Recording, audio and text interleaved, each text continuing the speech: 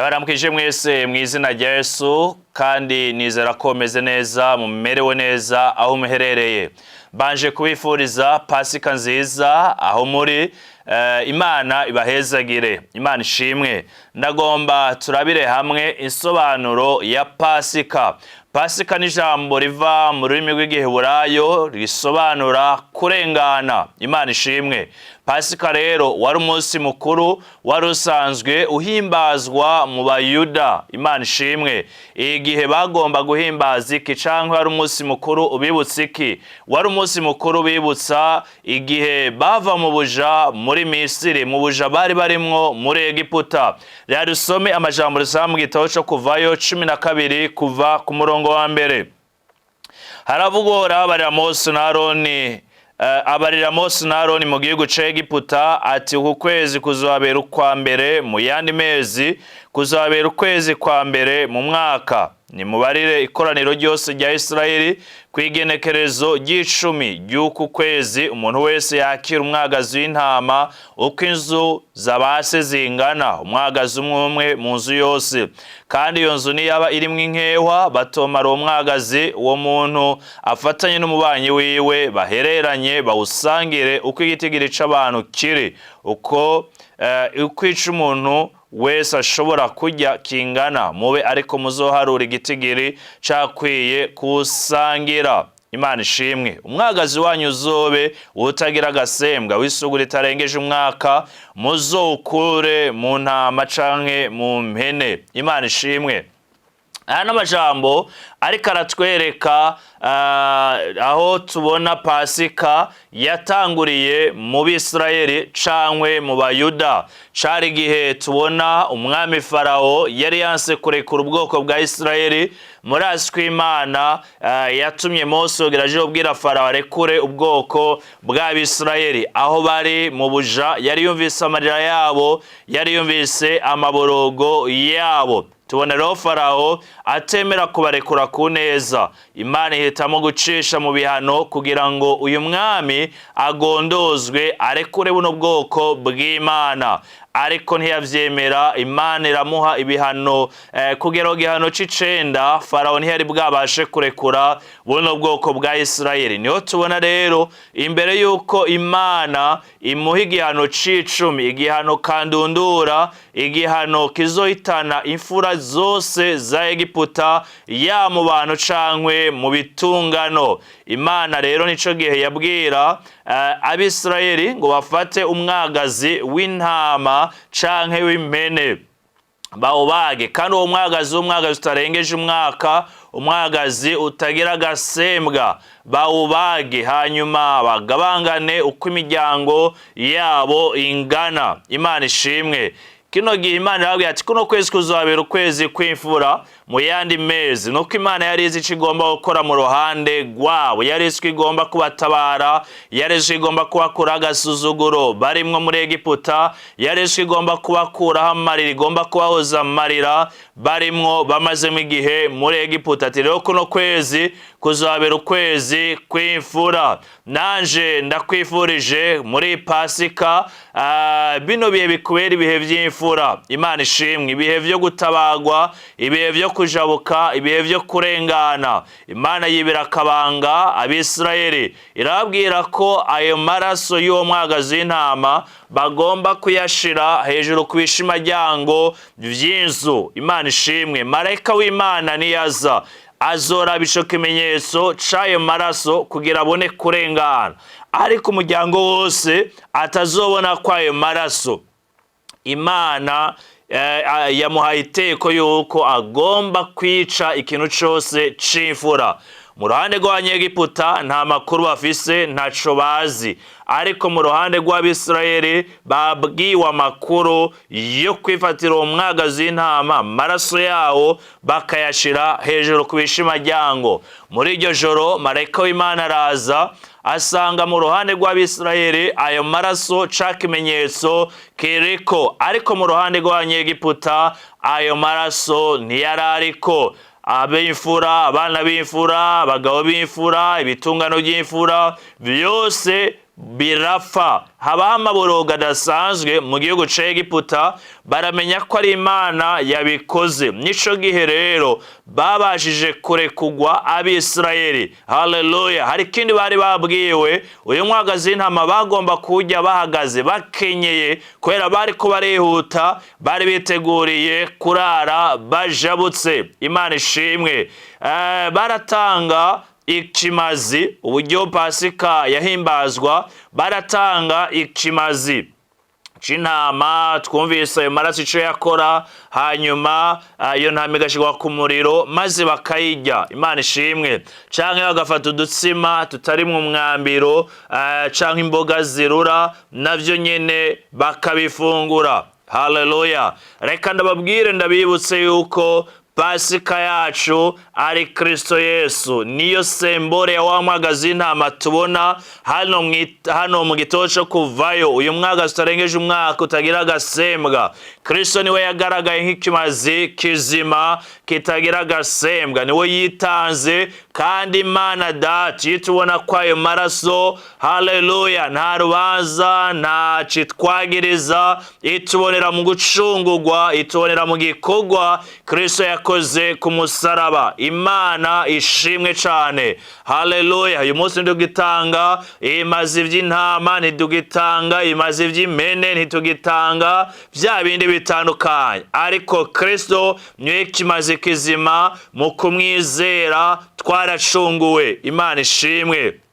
Abisirayeli rero barakuwe mu buja bari barimwo muri Egiputa. Kristo nawe yaraje kugira ngo abashe dukura mu buja bw'icaha, ubwo tujakariyemwo, ubwo tugoweremwo, ubwo turimwo, ubwo umwasi yatwugaraniyemwo. Biciye mu kumwizera rero turacika imigozi y'iyo mwasi, turakugwa umutego w'umutezi ari we Satani. Imana ishimwe cyane.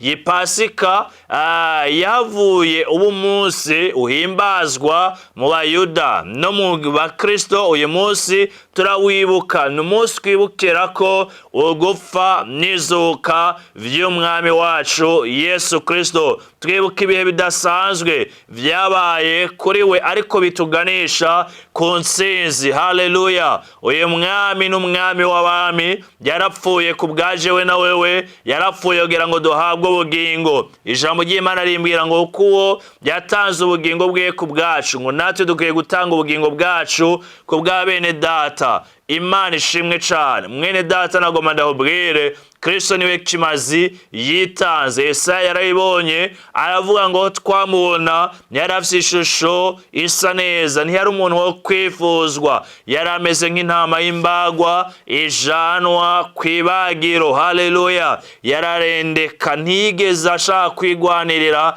ntiyigeze ashaka kugaragaza ubumana bwiwe muri bijya bihe, kuko yari abishoboye. Yarashoboye gutuma batagira ico bamukozeko, yarashoboye gushwiragiza abajya abantu. Ariko Kristo yaremeye, arakubitwa, arajanjagurwa, yishirako urubanza rwari kuri twebwe. Bibiliya iravuga ngo igihano kituronkesha amahoro cabaye kuri we. Imana ishimwe cyane.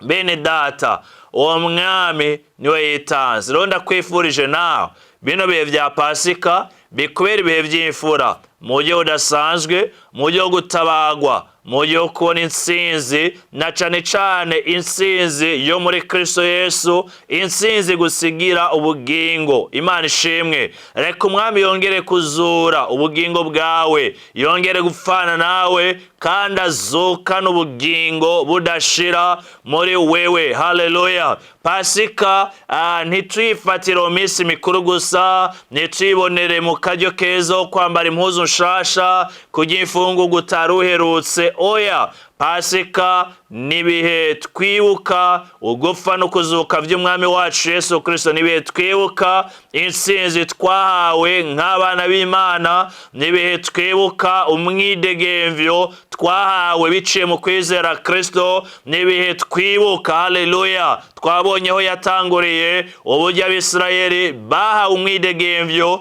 bagakugwa mu buja barimo muri Egiputa, bagakugwa mu miroho ya Egiputa, bagakugwa kugwa mu bihe bibaremereye, bibananije, bibakandamije.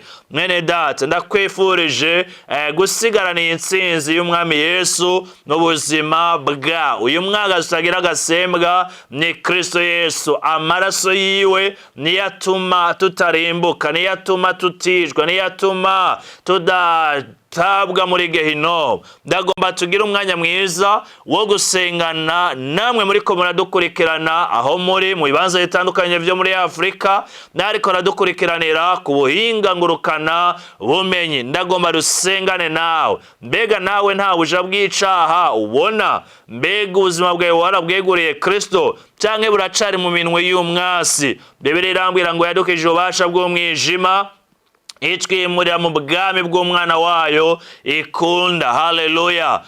Nawe vyayimeze gute? Mbega wowe ukiri muri bwa bwami bw'umwijima cankwe nawe uri mu bimuriwe muri bwa bwami bw'umuco? Nimba iyo transfer tarabaho ngo kogwe munsi y'ubwo bubasha bugiganje bugikandamije ubuzima bwawe, ndagomba kwera akaryo keza kogirirwa transfer, winjizwa mu bwami bw'Imana, winjizwa mu bwami bw'umuco. Umwami agukore iyo ngogo wambiswe n'umugwanizi kandamije ubuzima bwawe. Wowe uri kurabaho ubuzima utategereza kubaho, ubuzima bwo kuganzwa n'umwasi no kurongorwa n'umwasi. Ugomba kwiyambura ivyo bihe maze umwami Yesu akabasha kukubera ikimazi cyatanzwe rimwe rizima gishobora gucungura ubuzima bwawe. Rero nimba ugomba gucungurwa, nimba ugomba kwakira Yesu ngo akwere umwami n'umukiza w'ubugingo bwawe, ndagomba dusengane usubiranemo nanje rino sengesho vy'ukuri uvyizereshe umutima, uvyaturishe akanwa kawe. Reka dusenge Imana uce bugufi aho uherereye, dusenge ibe Pasika yawe yo kurengana, yo kujabuka, yo gukugwa mu buja bw'icaha. Imana ibahezagire. Dusengane nawe. Urasubiranamo nanje rino sengesho uvuga ati: Mwami Yesu, ndagushimiye kuri Imana, ndakwakiriye umbere umwami n'umukiza w'ubugingo bwanje. Ufute mu gitabo c'urupfu, unyandike mu gitabo c'ubugingo. Amaraso yawe yoza ivyaha vyanje vyose. Mwemu wawe arongora ubugingo bwanje, kandi gizotora ishengero nanje nzobemwo. Urakoze Mwami Yesu kumariye, mu izina rya Yesu, amen. Imana iguhezagire mwene data ejo ufatiye ingingo. Rero ndahubwira ikibaye. Bibiri ivuga ngo abamwakiriye bose yabaye ubasha gucika abana b'Imana. Nawe biciye muri kuno kuvyatura no kuvyizeresha umutima, hari ububasha uhawe bwo gucika umwana w'Imana. Haleluya. Ikindi uhawe ubugingo muri wewe, muri kino gikorwa nyene womengo kirasanzwe. Hari ubugingo budashira buhawe ubuzima bwawe. Ugomba kubigenderamwo, ugomba ko ubuzima bwo kunesha icaha, ubuzima bw'intsinzi. Reka ndabwire urondera ishengero hafi yaho uherereye, ushobora gukuriramwo, ushobora kubandaniriza izindi ntambuko zo kwizera, canke natwe ushobora turondera kuri nimero ubona munsi kugira ngo dukomeze kugufashiriza aho duherereye. Imana ibahezagire. Reka dusengane nawe wowe ukandamijwe n'amadeni, n'ibibazo, n'imitwaro n'ibindi bitandukanye bizungurutse ubuzima bwawe. Mana yacu, Mana ugira neza kandi uhambaye, Mana y'inkomezi, Mana y'imbaraga, uhoraho waritanze kugira ngo duhabwe ubugingo, duhabwe umwidegemvyo. Ndasengeye bano bene data mwa Imana, umwasi akandamirije mu bibazo no mu ntambara barimwo, n'izina rya Yesu ndasenga ngo imbaraga zawe zibagereho, ubushobozi bwawe bagereho, presence yawe bagereho. Mana bagotwe n'izo mbaraga, bagotwe n'ubwo bubasha, iganza ceke baganze, imbaraga zawe zibaganze, faveur yawe Mana baze ko mu izina rya Yesu. Ndatembagaza imitwaro n'ingogo bambitswe, ndasenyura imiyaga mibi n'imizimu iriko iratera imyampi yose iriko iraraswa kuri bo, Mana bashe kuyikugwaho n'izina rya Yesu. Ico mu gihugabe Mana ryoye guhora mu mugabane wabo, turarishingura iryo cumu ry'ubugabe mwami n'izina izina rya Yesu. Ubatabare Mana ku madeni bafise, ubatabare ku bibaboshe, ubatabare ku bugumba, ubatabare Mana ku bushomeri, ubatabare ku buseribatere, ubatabare no ku bindi bigose kandi bizungurutse ubugingo bwabo. Abagwaye bahabwa imbaraga zibakiza, amavuta yakiza bagereho. Urakoze Uhoraho, turagushimiye. Izina ryawe niryubahwe Mana ubu n'ibihe byose, n'izina rya Yesu, amen. Imana ibahezagire, amahoro y'Imana n'umugisha w'Imana bikomeze kubana namwe. Murakoze.